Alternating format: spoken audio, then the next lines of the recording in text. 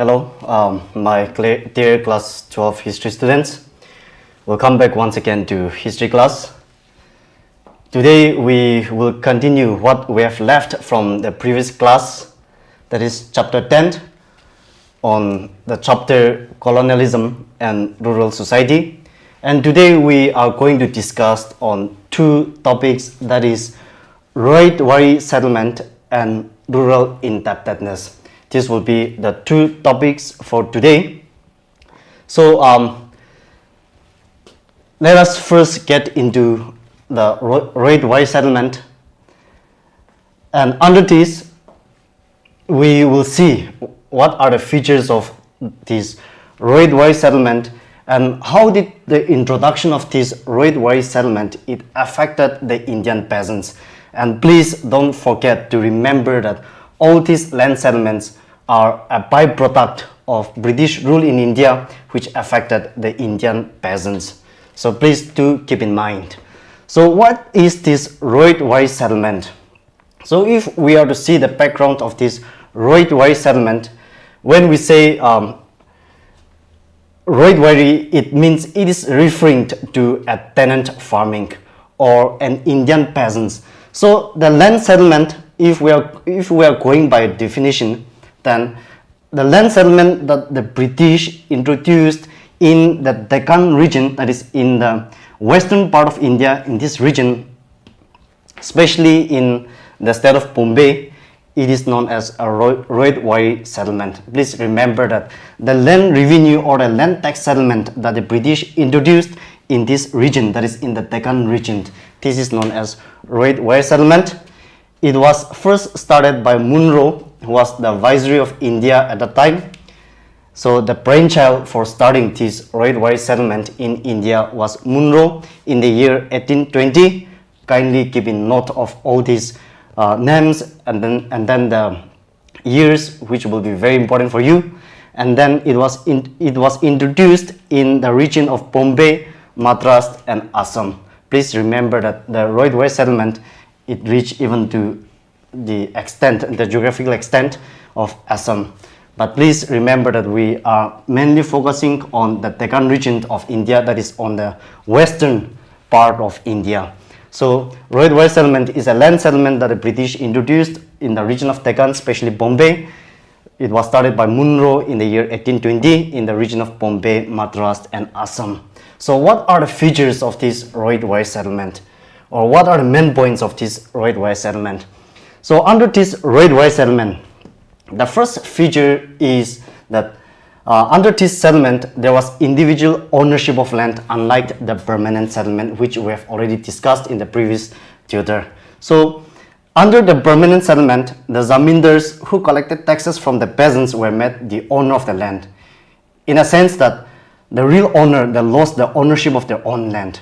But here, under this Ryotwari settlement, the British they made the individual as the owner of the land. That's the first point. But contradictory to the first point, here, all lands, the second point is that all lands were claimed by the government. And they allotted directly to the peasants on the basis of the amount that they could pay to the British. Which means that though land belonged to the individual, the entire area of the village or the land, it was claimed by the state, and then the state allotted the individual to cultivate on that particular or on that small plot of land where the peasants they need to cultivate those portion. So the entire land was claimed by the government, and then the peasants were allotted only a small portion of land. The third point is that the revenue or taxes were fixed on the basis of the quality of the soil or on the basis of the productivity of the soil. So if you are given this small plot of land and if your soil is very fertile, then the amount of taxes might be high. If your soil is not so fertile or barren, the amount of tax you need to pay to the British government might be low. So the taxes or the land revenue were fixed on the basis of the productivity or on the quality of the soil.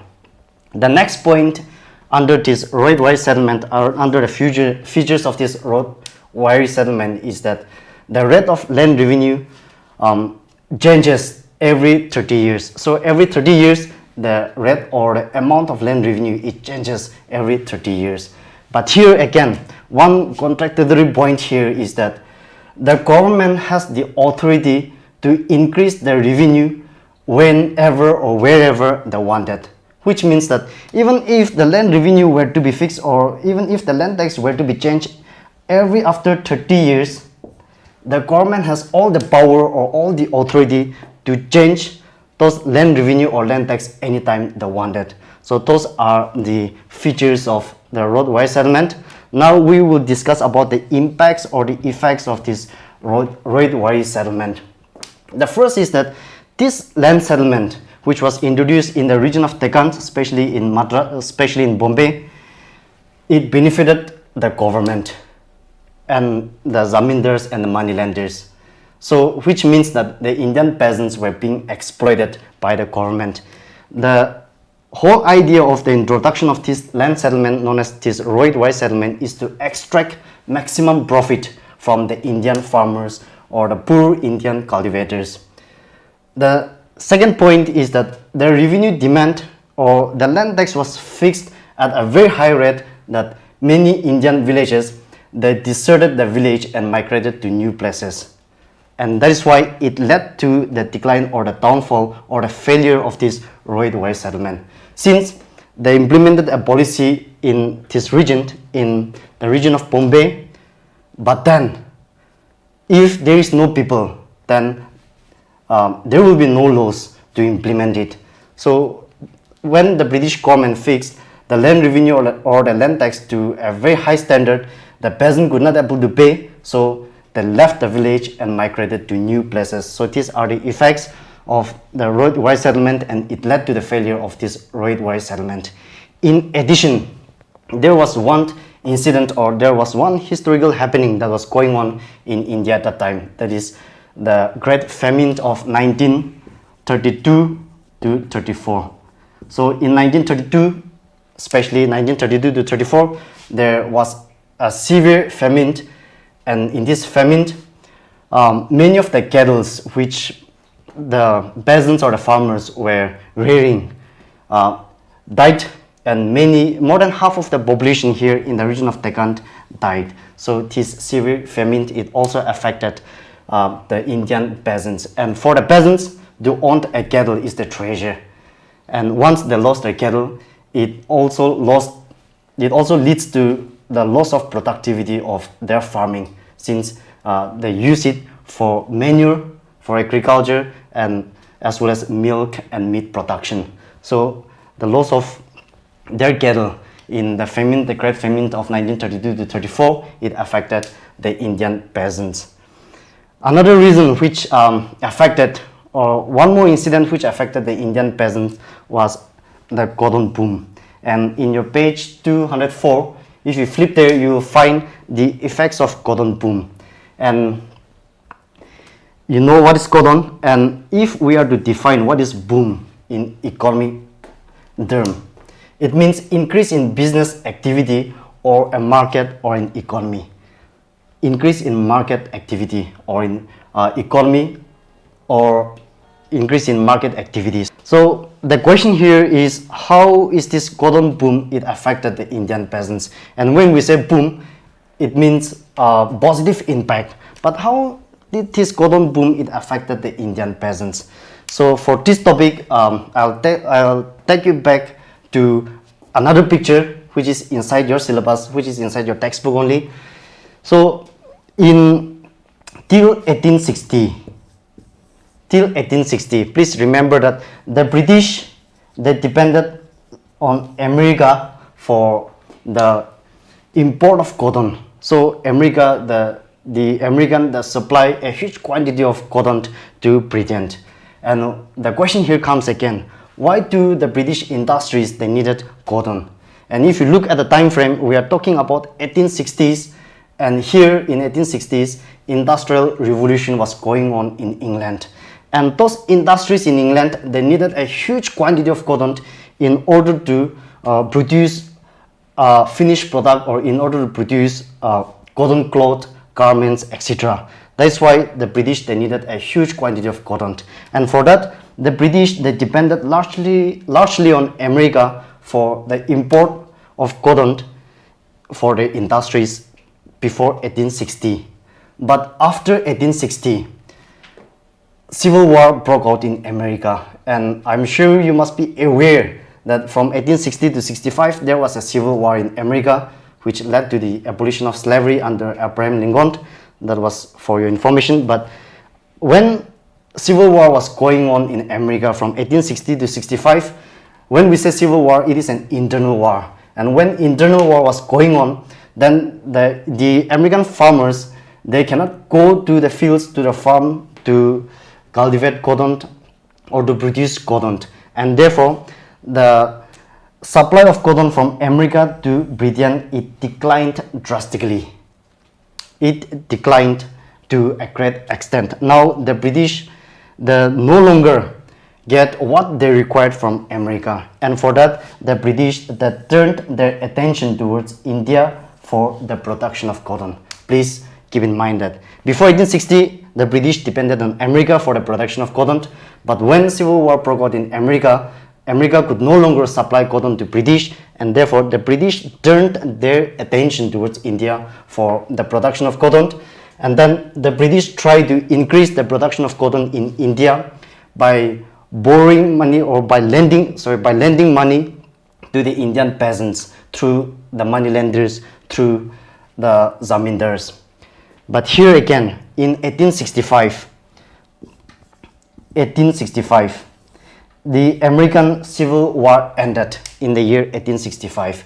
And when American Civil War ended in the year 1865, everything came back to normalcy. Once the farmers could not able to go to the field, now they return back to their normal life, where they can go to the field, to the farm, and cultivate cotton. In that way, the production of cotton increased in America. And when the production of cotton increased in America, the British went back to the old market, to their old market, that is America. Which means that the British no longer need Indian cotton, no longer depended on India, which the once depended when American Civil War was going on. So the British went back to their old market, that is America, for the import of cotton. And in that way, here the Indian peasants who were cultivating cotton, who took loan from the moneylenders, from the zamindars for the cultivation of cotton, they landed in debt. And when the Indian farmers could no longer able to sell their cotton to the British, then they ended in debt. And this gives us to our next topic, that is rural indebtedness. How did all these factors led to the indebtedness of the Indian peasants, or the Indian farmers, or the cultivators? And it might be an exaggerated fact, but in your page 204 you will find that just for a loan of rupees 100, the moneylenders, they charge rupees 2000 as interest.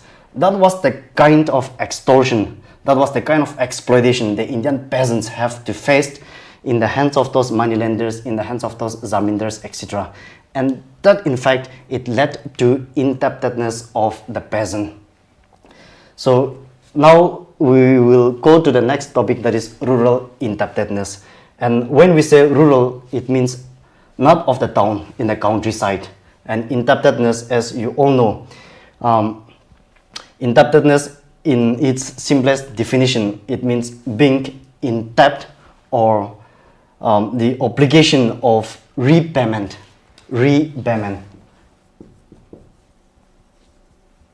which means that the peasants have taken money and then the peasants need to repay.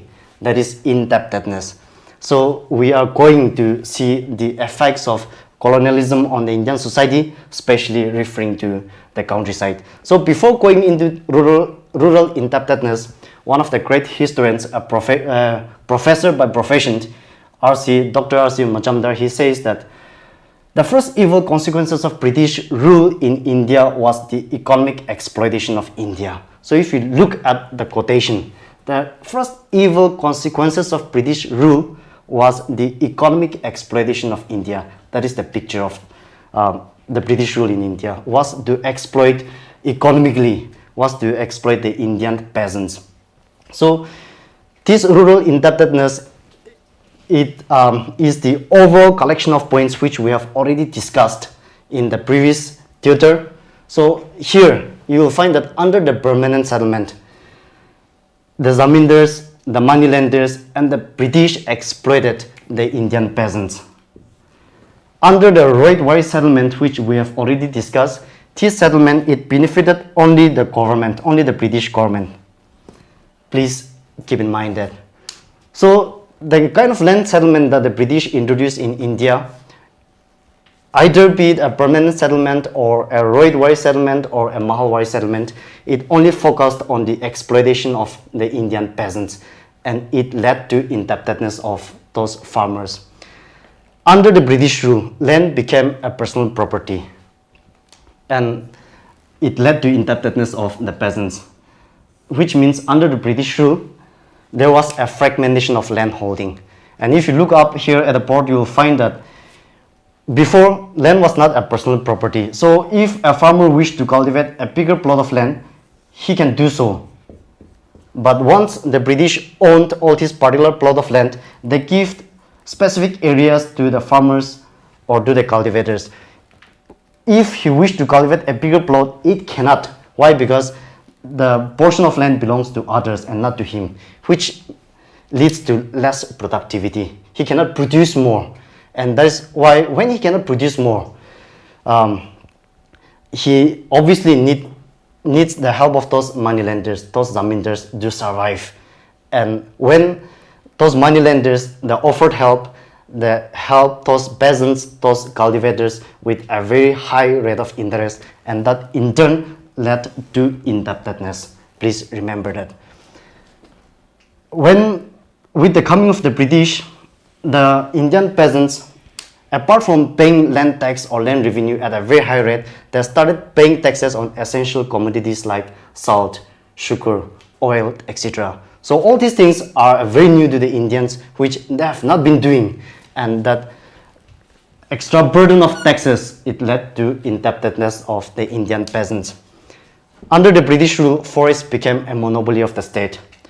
Forests became the property of the state. Now the farmers have to buy even firewood for cooking to the government or to the British. Now, when they need to purchase or buy firewood, the Indian farmers or the poor cultivators, they turn to other source, that is the cow dung. In rural lives, if you see those videos, you will find an elderly Indian women pasting a cow dung on the wall.